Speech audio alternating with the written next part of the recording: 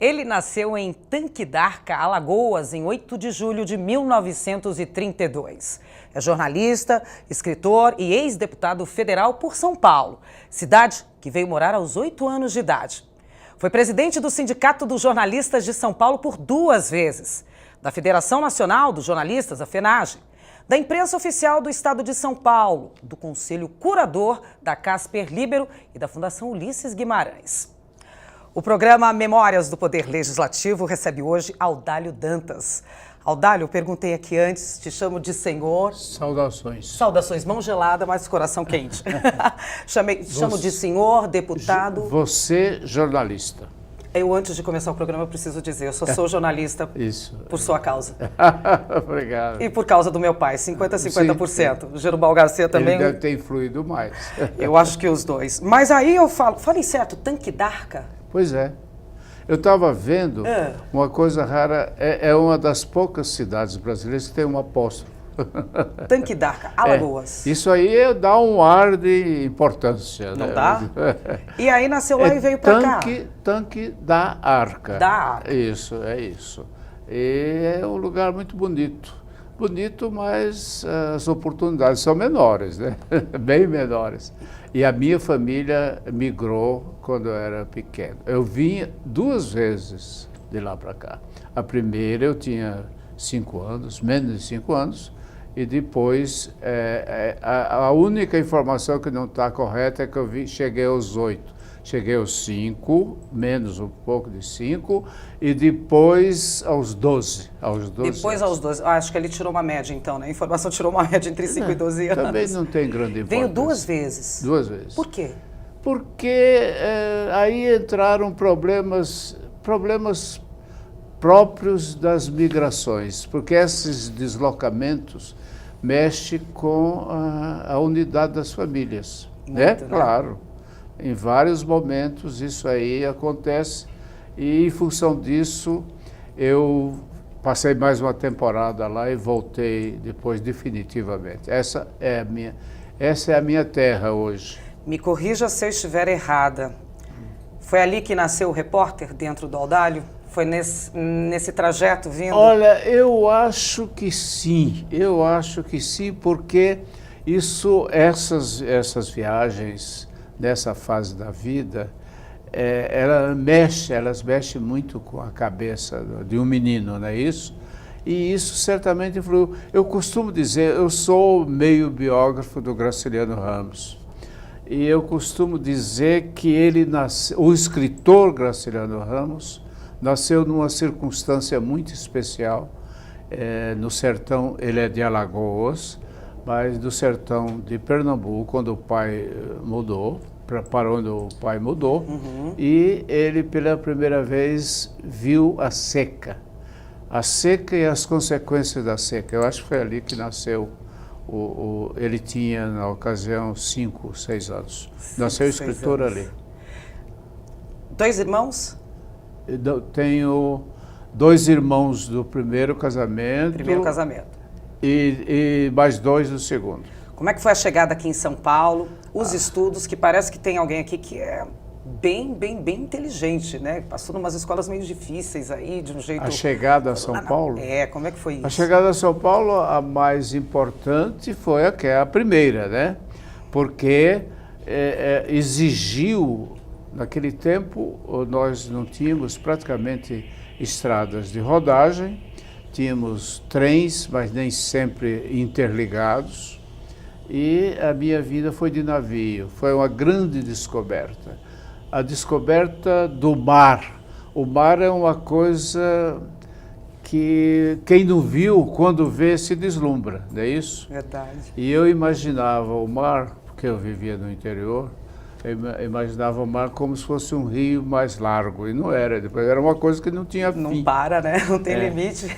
E eu desci em Santos, o navio nos deixou em Santos, e aí veio a parte mais espetacular, que foi a subida da Serra do Mar de trem. De trem. Maravilhosa. Mesmo porque a gente não imaginava que o trem pudesse subir aquela serra. E não era uma subidinha qualquer, eu mesmo, mas como é que ele sobe, né? E era um sistema fantástico, maravilhoso. E aí chegou em São Paulo. Hã? E aí chegou em São Paulo. São Paulo. Aqui eu já tinha alguns parentes. A minha família materna, que tem uma tradição de unidade muito grande, de solidariedade e às vezes de maldade também. Mas são os Ferreira Ferro, lá o meu lado materno. E já aqui viviam alguns deles. E aqui eles nos acolheram. Foi bom, não houve grande dificuldade. Não teve grande dificuldade? Não. Quem que veio primeiro? Veio o jornalista primeiro? Em você na profissão? Como é que surgiu essa profissão? Bom, aí ela surgiu porque naturalmente eu tinha tendência já, né? Era um grande leitor. Já lia? Eu sempre fui um bom leitor.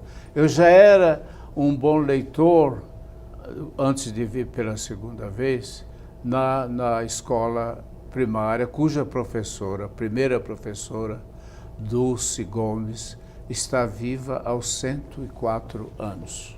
Tá? É mesmo? E eu era o leitor da classe. Tá? Sempre tinha isso, né? Tinha o eleito, né? Ela me destacou para leitor da classe e eu agradeci muito porque isso significava que ela me dava livros para eu ler. Amanhã você vai ler aquele capítulo, aquela coisa, entendeu? E eu descobri muito cedo alguns autores brasileiros a partir do Jorge Amado, Raquel de Queiroz, os nordestinos, né? Eu tinha a minha ligação com o Nordeste sempre foi muito grande, muito importante. E esse gostar de ler me levou, não havia na ocasião, naquela época, a exigência da formação específica, Sim. Né? A primeira faculdade, da qual eu vinha ser depois o presidente do Conselho Curador, que é da Fundação Casper Líbero. Sim. A primeira faculdade é de 1947, não é isso? E aí eu tive uma oportunidade por vias transversas para o jornalismo. Eu queria. E um dia um companheiro meu que era fotógrafo, Luigi Mamprin, um italiano maravilhoso, sábio, culto, foi para a Folha trabalhar na fotografia e deu um jeito, me convidou, fui para lá. Folha da Manhã? Eram 3 edições, Folha da Manhã, Folha da Tarde e Folha da Noite. Tá? E aí eu comecei na fotografia, até que... Sabia mexer com máquina? Sabia mexer com fotografia? Olha, aprendi com... Aprendeu com um grande mestre. Até então não tinha... Aí, um dia eu disse, eu quero escrever os meus textos. E era tudo aberto, né? Quantos anos o jornal você era tinha? uma escola. Hã? Quantos anos você tinha na época? Eu tinha, acho que era de 32, 22 anos. 22 anos. Aí me deram essa... A redação era uma escola. As redações antigas eram uma escola. E alguns professores maravilhosos eu tive. O último deles... Não o último, um dos últimos faleceu recentemente, que era o Mário Mazei Guimarães. Era o editor da Folha da Manhã. E depois que ele leu meus primeiros textos, um dia ele me testou. Aí é 6x, é como fez um teste, me mandou, isso em 1955, 56, ver as consequências da eletrificação, da chegada da energia elétrica no Nordeste, no sertão nordestino. Estava começando a funcionar a Companhia Hidrelétrica do São Francisco. Eu fui meio assustado, porque era um tema econômico, eu preferia outras coisas. Eu sempre tive tendência... Qual era a área que você preferia como jornalista? Qual era a área? A minha tendência foi mais a literatura, a reportagem elaborada, aquela coisa. E eu fiz a encomenda, entreguei a encomenda, que era o assunto energia elétrica, E, por minha conta, eu fiz mais umas 10 reportagens. Não aguenta.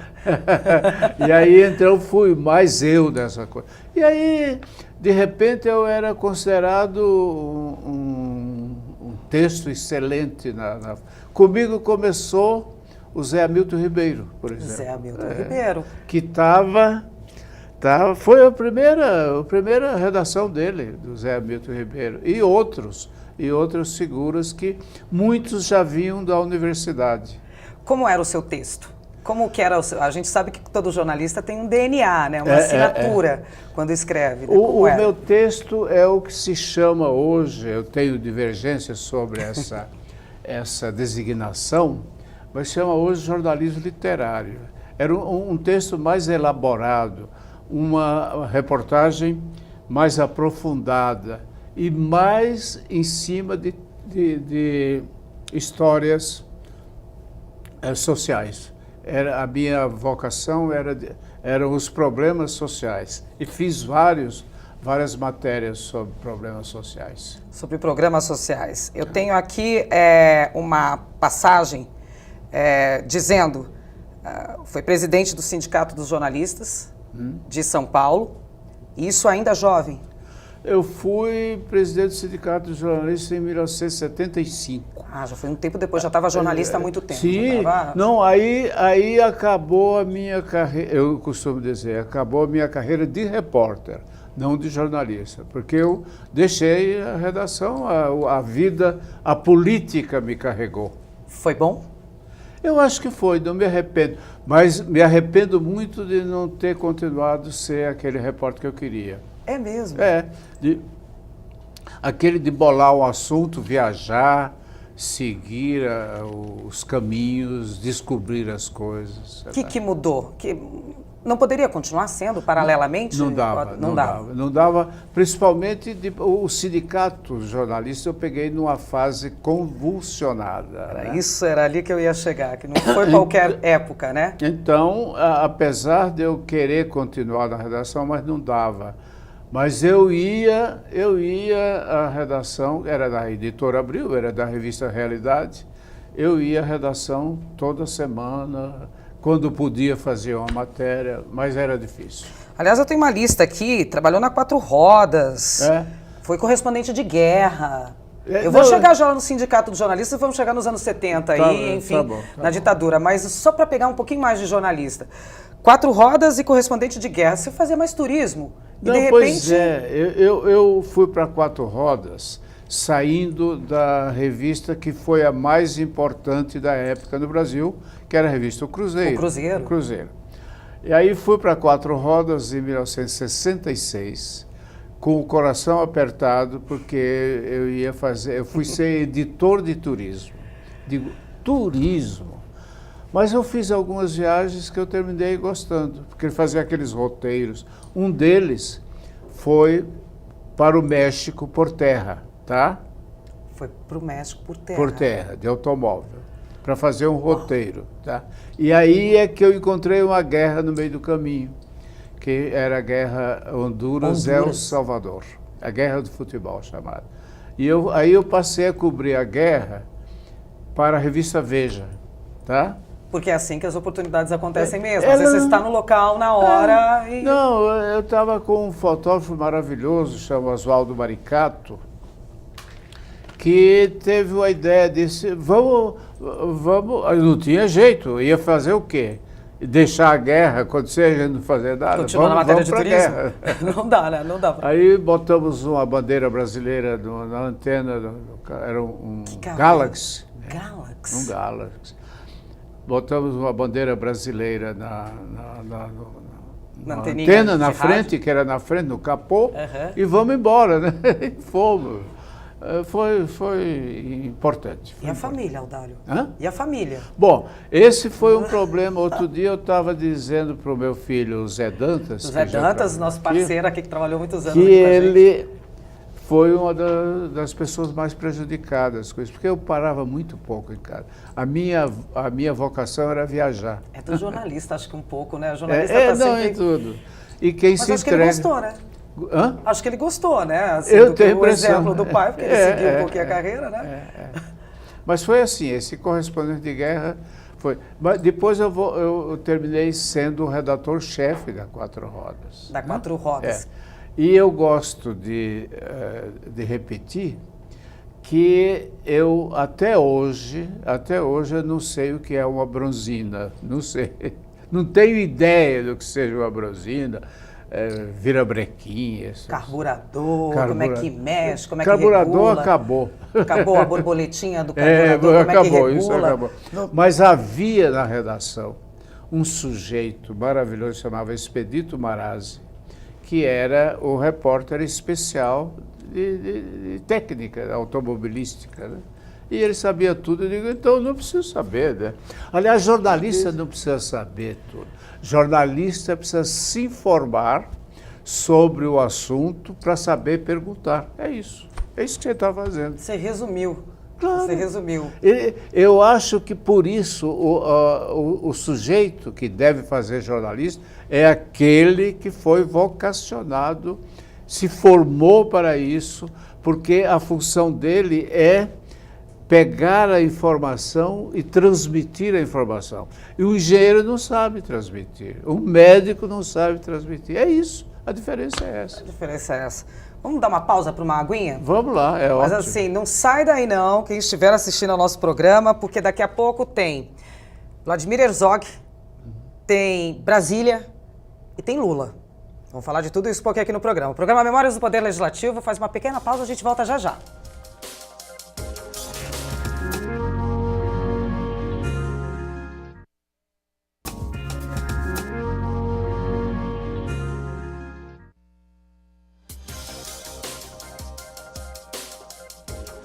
Estamos de volta com o programa Memórias do Poder Legislativo, um programa produzido e idealizado pela Associação dos Parlamentares do Estado de São Paulo. Ministros, governadores, senadores, prefeitos, deputados, empresários, jornalistas. Não há neste país quem com mais de 40 anos de idade não tenha ouvido falar ou guarde com carinho a figura de Audálio Dantas. Puxa, que bom. Exagerei? Não. Eu acho que sim, eu acho que eu fiz algum barulho por aí. Fez algum barulho por aí. Eu tinha terminado o último bloco ali, falando que a gente ia contar de Vladimir Herzog, ia falar de Brasília, ia falar também, enfim, até de Lula, né? Uma perguntinha que eu acabei não fazendo no último bloco ali, eu preciso só para complementar. Você é a favor do registro de jornalista? Sou da exigência do Da exigência do registro? Sim, por várias razões. Apesar de eu não ter a formação específica de jornalista. Eu fui clássica. Eu fui para a redação, diploma. Como eu disse no início. Mas acho que a exigência da formação tem 2 pontos fundamentais.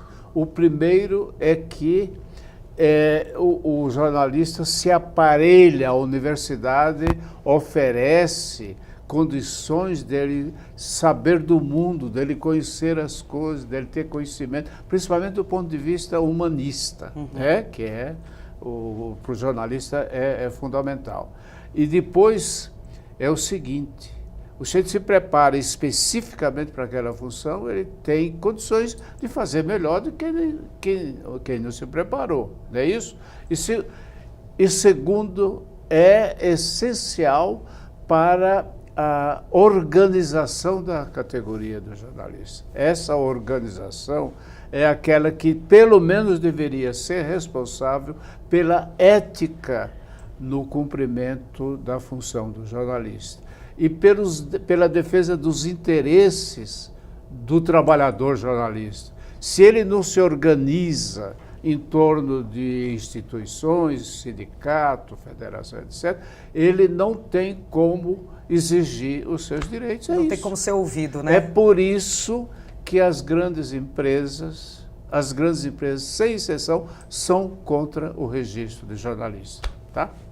É isso. Complicado, delicado isso daí, né? Bom, vamos falar de Vladimir Herzog, daí falando de sindicato de jornalistas. Certo. Você o conheceu no sindicato? Já. A gente já está nos anos 60...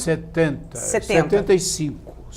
O conheceu lá. Eu fui para... Antes disso eu conheci o Vlado, ele trabalhava na revista Visão, e uma temporada em que ele foi editor na TV Cultura, antes da fase final. Me entrevistou algumas vezes, era uma pessoa voltada para os assuntos culturais, com grande interesse. E no Sindicato dos Jornalistas, primeiro eu preciso dizer que eu assumi o Sindicato dos Jornalistas contra a minha vontade. Ah, é? É, porque, mas eu posso dizer que eu sou se eu sou líder de alguma coisa, são as pessoas que me fazem, não sou eu que me faço, entendeu? Entendi. Nas redações nasceu um movimento chamado Movimento de Fortalecimento do Sindicato, querendo renovar o sindicato, que há 10 anos, desde o golpe militar de 64, não admitia discussão da palavra política. Isso era um absurdo total. Não dizia nada sobre a censura, dizia que sindicato era para exigir condições de trabalho, salário, etc. e tal. E as pessoas nas redações, muita gente, não todos, acharam que era o momento de mudar. E fizeram esse movimento e um dia foram me buscar, né? Disseram, esse cara aí, porque esse cara pelo menos dizia eu, era um bom profissional, era um profissional com nome limpo e conhecido, etc. e tal. Eu digo, bom, e eu? E a minha profissão de repórter? O que é que vai acontecer? Porque eu tinha a ideia o seguinte, se eu fosse para o sindicato, era uma certeza, eu iria fazer política no sindicato, né? Isso você sabia? Eu sabia porque eu já participava de movimentos de resistência à ditadura. E o sindicato, eu só vou para o sindicato se eu tiver oportunidade de enfrentar, né? De enfrentar essa coisa, lutar contra a censura, por exemplo. Como né? fazer jornalismo na época de censura? Pois é. Como faz isso? Na revista Realidade, onde eu estava naquela época, algumas matérias caíam na própria redação antes de chegar. Não tinha censor na redação, mas na redação caía porque, imagine, se ele publicar essa matéria, eles vão intervir na empresa. Coisa desse tipo. Fecha a empresa, né? Então, isso era uma situação insuportável para mim. E conheceu o Vladimir? Então, o Vladimir, ele era muito amigo do Fernando Pacheco Jordão, grande jornalista, tinha sido diretor da TV Cultura, trabalharam juntos na BBC de Londres, grandes amigos. E ele ia visitar o Fernando de vez em quando, e aí a gente tinha um papo, etc. Tal. Mas havia uma conturbação política muito grande, porque daquela fase, do segundo semestre de 75, havia um embate dentro da ditadura. Havia o grupo que defendia uma abertura política e os que se opunham a uma abertura política. E esse embate atingiu várias categorias profissionais e chegou aos jornalistas em outubro de 75. Naquele ano, Vladimir Herzog, que na época era diretor de jornalismo da TV Cultura, militante do Partido Comunista Brasileiro, foi convidado a depor no Departamento de Operações Internas do 2º Exército, do DOI-CODE, onde apresentou-se espontaneamente, após uma sessão de torturas, que escapou ao controle dos repressores, acabou morto e apresentado à sociedade como suicida. Bom, como atingiu você essa notícia? Primeiro, eu acho que ele não foi convidado. Foi um grupo de militares foi à TV Cultura para prendê-lo no dia 24 de outubro, às 9 horas da noite, mais ou menos. E houve um movimento da redação muito, muito importante, dizendo... Ele sabe, ele trabalha aqui, ele tem endereço, por que vocês precisam levá-lo agora? Deixa, ele se apresenta amanhã, e ele disse, eu me apresento amanhã, e se apresentou. No mesmo dia, na tarde do mesmo dia, ele estava morto sob tortura. E essa morte foi dada como suicídio. E a história importante aí é que o Sindicato dos Jornalistas, eu reivindico sempre, muita gente diz que é a sociedade veio depois. O Sindicato dos Jornalistas não aceitou a versão do suicídio. Primeiro porque a gente sabia o que acontecia lá, porque outros jornalistas presos, porque o Vlado foi o 12º. Outros que foram presos e uns poucos foram libertados, contaram o que estava acontecendo lá dentro. E a gente sabia e por isso não aceitou, quando eu digo a gente, é a diretoria do sindicato, não aceitou a versão do suicídio e denunciou no dia seguinte. Denunciou e convidou para o sepultamento. Pela primeira vez, uma das vítimas da ditadura militar não foi sepultada em silêncio, porque eram entregues em caixões lacrados e com a ordem para não dizer nada. E nós dissemos, e convidamos para o enterro, foram quase 1000 pessoas nesse enterro.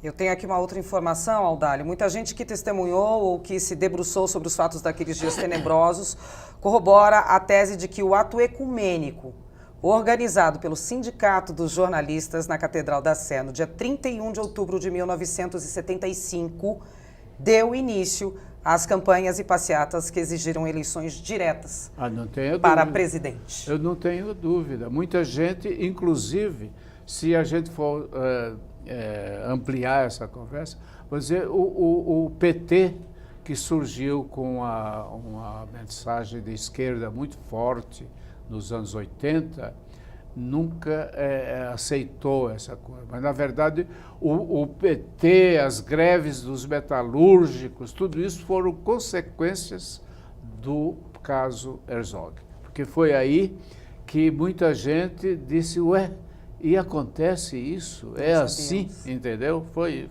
isso. Mas há um dado importante aí. Ele não era propriamente um militante do Partido Comunista. Tem uma história muito interessante, que inclusive está no meu livro, As Duas Guerras do Vlado Herzog, é que ele era uma pessoa que queria exercer o seu papel de cidadão.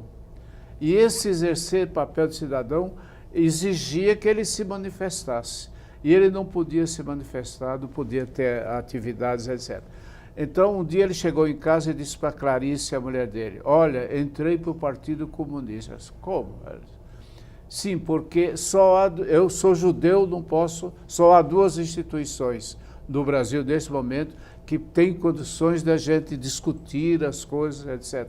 A Igreja Católica e o Partido Comunista. Como eu sou judeu, não posso ir para a Igreja Católica, eu fui para o Partido Comunista. Mas ele não foi um militante, ele não teve atividades assim, sabe, de sair, doutrinação, marchar, esse tipo de coisa, nada disso. Mas ele tentava discutir as ideias dele, é isso. Eu estou encantada aqui, estou telespectadora total, que deixei de apresentar a Mediac aqui para ficar com esse encantamento que tantas pessoas falam. Era natural, então, que você fosse para a política? Era, mas deixa eu falar do ato ecumênico. Ecumênico, lá na Igreja da Sé. O ato mais importante foi efetivamente esse, quem fez esse trabalho aí de pesquisa fez muito bem, porque foi o momento de conjunção de almas, de espíritos, né? de pessoas que muitas estavam em silêncio e disseram que não era mais possível estar em silêncio. Mas o importante foi a denúncia primeiro, o fato ficar conhecido. E o fato ficar conhecido é que levou a Catedral da Sé do dia 31 de outubro 8.000 pessoas. Apesar do cerco que foi feito nesta cidade. Esse cerco exigiu a montagem de mais de 80 barreiras policiais. Não, desculpe, mais de 300 barreiras. Eram barreiras nas principais vias de acesso ao centro para evitar que fosse uma multidão para a Praça da Sé. Naquele dia eu fiquei indignado com isso, porque podiam estar lá 150.000, 200.000 pessoas. Mas hoje eu vejo à distância eu acho que foi eles mesmos propiciaram, porque havia grupos dos porões aqui do 2º Exército que diziam que iam dar um banho de sangue na Praça da Sé, né? Se houvesse qualquer um grito a mais na Praça da Sé. E indo 8.000 pessoas, já foi muito, porque a catedral não coube, mais da metade ficou na praça. Felizmente, seguindo a orientação do sindicato e do Dom Paulo Evaristo Arnes, de não exacerbar as manifestações, passeata, porque seria efetivamente dar o pretexto para uma... E a manifestação se deu num silêncio maravilhoso, respeitoso, que o Hélio Gaspari, que eu divirjo em algumas coisas, né, disse uma coisa muito importante num dos livros da série dele, que ali se deu uma lição de civilidade que a ditadura não esperava, a ditadura não tinha. E essa lição de civilidade teve, inclusive, como um dos seus componentes, uma figura maravilhosa que chamava Dom Helder Câmara. Dom Helder Câmara estava lá, não disse uma palavra. Quem disse as palavras todas foram o cardeal, o rabino Sobe, o homem de grande valor, e o pastor Jaime Wright. E o Dom Helder, no final da cerimônia, muito emocionante, eu perguntei para ele na sacristia: Dom Helder, o senhor não quis falar nada? Ele disse: meu filho, há momentos em que o silêncio fala muito mais alto do que qualquer discurso. Eu fiquei emocionado naquele momento. E o Dom Paulo disse outra coisa bonita, que o povo saiu da praça pelas ruas que desembocam na praça como as águas limpas dos riachos. Olha, foi um momento histórico da maior importância, esse culto ecumênico. E tem uma história no meio. Eu acho que não vai dar tempo de contar. Mas o juiz Márcio José de Moraes, recentemente aposentado como desembargador da Justiça Federal em São Paulo, foi pela primeira vez, ele tinha recém se formado advogado em Direito, melhor dizendo, na Faculdade do Largo São Francisco. E pela primeira vez ele participou de uma manifestação política, uma manifestação pública como aquele culto ecumênico, que era uma manifestação política também, claro. Mas ele não teve coragem de chegar perto da entrada da catedral, quando tinha uma multidão, ficou no fundo da praça, numa pastelaria. Ele me deu essa entrevista, ele me falou sobre isso. Porque se a polícia chegasse, ele diria que estava comendo um pastel, não tinha nada com aquilo. Mas depois ele se autoanalisou e disse: olha, eu tenho que tomar uma atitude. Ele foi juiz substituto na Justiça Federal, pegou a ação da família Herzog contra a União, deu a sentença contra a União, contra prisão ilegal, nesses termos, prisão ilegal, tortura e morte de jornalista Vladimir Herzog. Esse homem que não teve coragem naquele dia. Estava comendo pastel. Maravilhoso, maravilhoso, maravilhoso. Foi ele que deu essa sentença que condenou a União pelo assassinato do Herzog. Ele não usava a palavra, usava a morte, tá? Mas, a morte do Herzog. Mas tem outras histórias que não dá para a gente contar. Mas o que dá a gente conta aqui. Tá bom. Mais um copinho d'água? Mais um copinho d'água, a gente vai para o intervalo de novo e daqui a pouquinho nós voltamos aqui para continuar com essas histórias, que tem mais histórias por aí, acredite. O programa Memórias do Poder Legislativo volta já já, não sai daí.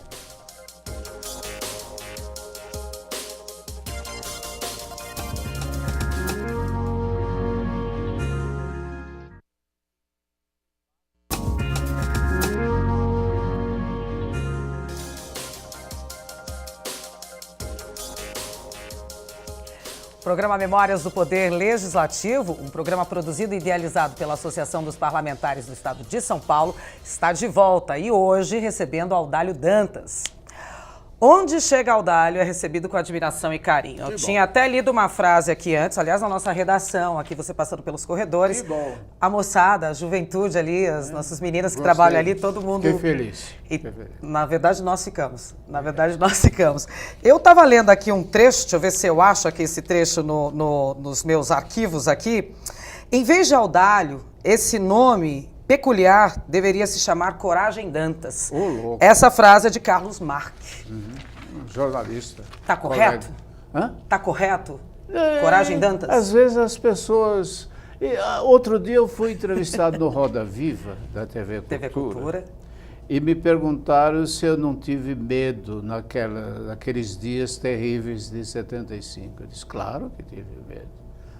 Mas o importante quando você está em determinado sentido de vida é que você combata o medo, que não deixe o medo lhe paralisar. Foi isso. Então, eu não sou mais corajoso do que ninguém. Não? Tá? Não. Eu apenas não deixei que o medo tomasse conta de mim. Importante frase. Importante frase. Mas medo eu senti, claro. É o medo que nos faz vivo, né? É claro. É o medo que nos deixa vivo. Aí eu falei que chegou até Brasília e chegou até Lula. Deixa o Lula ali depois, mas vamos falar de Brasília. Audálio Dantas foi deputado federal. Era natural que depois de tudo isso que aconteceu com o Vladimir Herzog, com esse ato ecumênico, com toda essa movimentação no sindicato, à frente do sindicato, era natural que fosse para a política? Era natural, tanto que eu resisti até quanto pude, porque eu me perguntava se eu seria mais útil no exercício de um cargo político ou como jornalista. Ainda hoje eu tenho um pouco de dúvida. Mas, ao mesmo tempo, naquela circunstância, o país vivia sob um regime ditatorial que atrasava esse país. Aliás, nós estamos a caminho de acontecer coisa parecida. Não uma ditadura. Mas eu achei que, como jornalista, eu podia dar um bom combate também no exercício do cargo de deputado federal. Nem chegou a pensar em vereador, deputado estadual? Não, porque inclusive era um movimento, aquilo que eu disse, as pessoas me carregavam no colo. Aí as pessoas me levaram para essa coisa. E tanto é isso, eu digo com o maior orgulho, a minha campanha de deputado federal não me levou um tostão mesmo porque eu não tinha. E segundo, o dinheiro que entrou foi o dinheiro mais limpo. Hoje se discute muito essa questão. Foi um dinheiro limpíssimo, porque ou era dos colegas, né, que pingavam ali o que podiam, ou de gestos como o da cantora Elis Regina, minha amiga, que ofereceu o maior dinheiro que entrou na minha campanha. Não precisava lavagem porque era público, conhecido. Mais que público, era famoso. O dinheiro que entrou para a estreia de um show dela que chamava Transversal do Tempo. Ele deu inteirinho para a minha campanha. Foi o maior valor, não me lembro qual foi. Mas na época eu acho que era coisa de 90 mil cruzeiros, não sei mais, ainda não era real, era cruzeiro. Então, eu tive votos em 435 municípios de São Paulo. Eu nunca tinha ido nem em 10 desses municípios. Por quê? Foi pura... Não tinha comitê, só tinha um comitê. Só tinha o carro, o meu próprio carro e o dos companheiros, carros particulares da campanha. Qual era o partido? Era o MDB. Era o velho MDB, digno velho MDB. Então, quando veio em 82 a campanha para a reeleição, eu tive 59 mil votos. Naquela campanha. 59. Era muito voto na época. Mas depois o MDB cresceu muito, virou PMDB, essa coisa que está aí hoje. E aí já a legenda já foi buscar o Freitas Nobre, nosso colega jornalista, que foi líder do MDB e do PMDB. Eu fui vice-líder dele da Câmara dos Deputados, com muito orgulho, com muita honra. Ele dizia o seguinte, eu dizia, ô Freitas, está mudando muito o nosso partido. Parecia aqueles coronéis nordestinos entrando, aventureiros de várias espécies, né?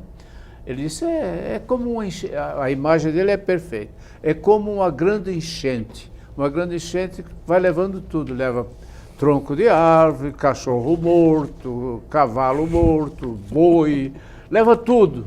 E o PMDB estava indo para esse caminho. Acabou indo para esse caminho. 59 mil votos, Audálio Dantas. Na segunda eleição eu tive, aí já havia vários partidos, a coisa era para ter, foi menos nominalmente, deu 53 mil. Mesmo assim. Mas era mais porque a divisão dos partidos. O PT elegeu com 20 e poucos mil. 20 e poucos mil. Eu tenho informação aqui que você foi um dos mais dignos e trabalhadores deputados que Brasília teve. Bom, houve várias pesquisas. O que você foi fazer lá? Bom, eu fui combater a ditadura. Declarando. Aliás, eu fui a uma base que me deu muito voto, que era da minha ex-mulher, a Marta, em Mococa, onde eu tive, eu acho que uns 5, 6 mil votos naquela eleição. E aí me receberam na Câmara Municipal e um sujeito perguntou, mas, ô deputado, o que é que o senhor fez por Mococa? Eu disse, nada. E não tinha mesmo feito, porque a visão é essa, hoje é mais, é um absurdo que seja assim. Fez por verba para isso, verba para aquilo, e desses verba para lá e verba para cá, sabe como é que é, né? Porque eu fui lá com essa missão de combater a ditadura militar. E a ditadura militar foi a minha razão... A bandeira. A minha bandeira, não a minha bandeira, foi a minha razão de luta, tá? A censura, contra a tortura, contra a violência, enfim, todo. Conseguiu fazer alguma coisa? Consegui, não me arrependo não. Uma coisa é a ideia, né? Outra coisa é a prática e ali dentro e no país que estava. Não, né? mas eu acho que valeu na medida em que muita gente, como aquele cidadão de Mococa, deve ter entendido isso. Isso teve importância na prática política. Espero que hoje as coisas se deem da mesma maneira. Não, e também apresenta, por exemplo, eu tenho várias emendas aprovadas na lei de anistia. Então, tudo isso tem significação, né? Teve um porquê da ida até lá. Sim. Mas tudo no sentido de defesa de princípios democráticos. E enquanto toda essa história está sendo contada aqui, você continuava escrevendo livros, ou foi depois? Não, nessa época eu não escrevia livro. Não dava tempo. Não dava tempo. Livro, hoje, inclusive é um achego financeiro, porque eu continuo trabalhando, eu não tenho um trabalho aposentado? Fixo. Hã? Aposentado? Estou aposentado, mas continuo porque o dinheiro de aposentadoria não dá.